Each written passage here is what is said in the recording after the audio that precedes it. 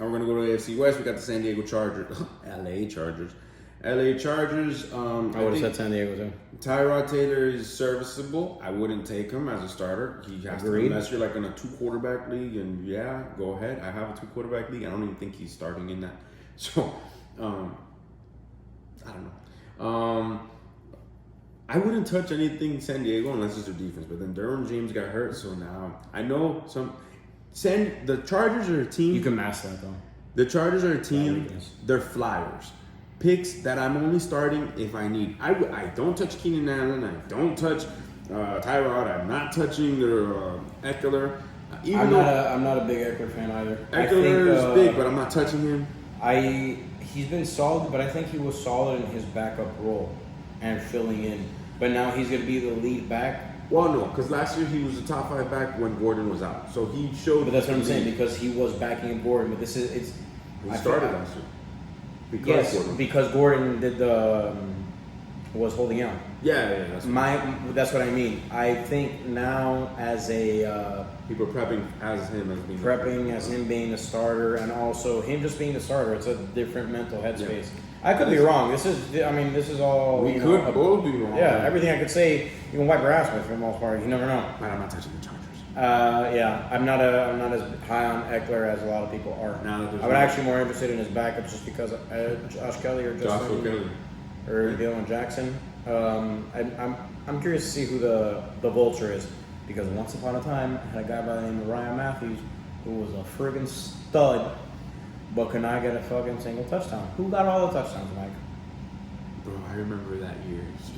That was my Super Bowl year. He would take it to the 1-yard line and then just come right out. The fullback, the big old fullback. What was his name, Mike? Because I know his name because it haunts me in my dreams. I forgot his name. And my guy would end up with like 140 yards, 0 touchdowns.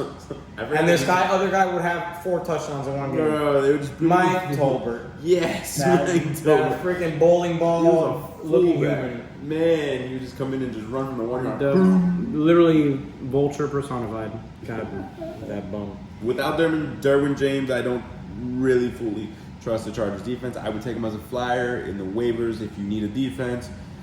As a good matchup if they're playing the Jaguars and with that, do it. But that's it.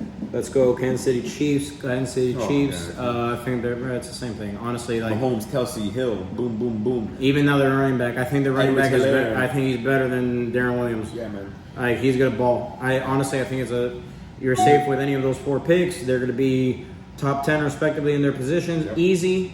Any pick you can get, just grab. I mean, they're just a high-powered offense. They're always gonna ball. As long as Patrick Mahomes is there, they're always going to ball. Because their backup is Matt Moore. Yeah, even when Matt Moore didn't do terrible to fill him in for like 2 seasons, but he's not going to do what Pat Mahomes does. I mean, you're comparing apples to poop. Yeah. It's not the same thing. Next. Denver Broncos. The Broncos at Denver, Colorado. I think Drew Lock is going to have an okay year. I think the best pickup on this team, he said Cortland Sutherland got banged up today. I think Jared Jeudy is actually going to be their number 1 receiver at some point. Maybe not right now, but maybe next season. I think he's going to pass Cortland. And I do like Melvin Gordon as a running back. I don't know if he's going to have that good of a year. I had him in one of my leagues because he was there, and I needed a running back, honestly.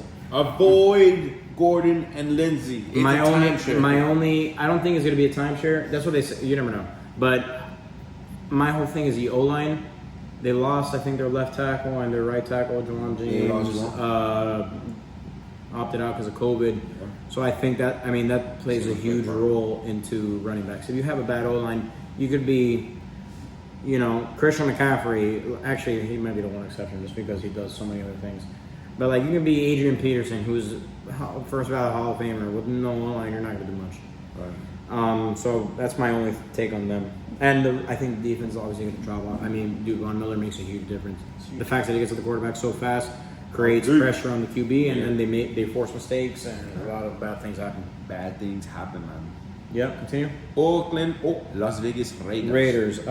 Biggest takeaway, I think Josh Jacobs is a stud. I had him last season. I think he's going to continue. I think he's going to be better this year than he was last year because they didn't give him a lot of passing down. He's good at passing, and I think now he's going to be catching everything. They said it. I've always liked Derek Carr. I think he's underutilized, and I think he's a gunslinger. He reminds me back in my early fantasy days of Brett Favre. Not that I'm not saying that he's the same. Obviously, Brett Favre was a beast, but towards the tail end of Brett Favre's career, he was not as good as he used to be, and he has like that gunslinger mentality and no fear. He'll get the ball wherever. He'll try to get the ball wherever it needs to go. And Waller, I think, is not going to have as good a season as he did last year. I think last year he surprised a lot of people. He's going to go backwards. And receiver, interested in seeing what Henry Ruggs does. They say he's supposed to be what Antonio Brown was supposed to be, but Carr can throw the ball. He can get the ball down there. He used to be really good with Denarius Moore was his like go-to receiver years ago, and he was one of those good flex options that Mike would have liked. Just take the top off of defense. Raiders are improving. With agree. Gruden and Mike Mayock as a GM, they're improving little by little. I think that this is not the year that they cap it. Like, they're not going to cap for a while. They're improving. But this is not the year that they're not ready yet. This is the building of what they're going to be. So this year they're going to be ultra competitive. 9-7, 8-8. They're going to be in a lot of games, but they're going to miss them. By a missed field goal, I don't know. They're just going to miss them.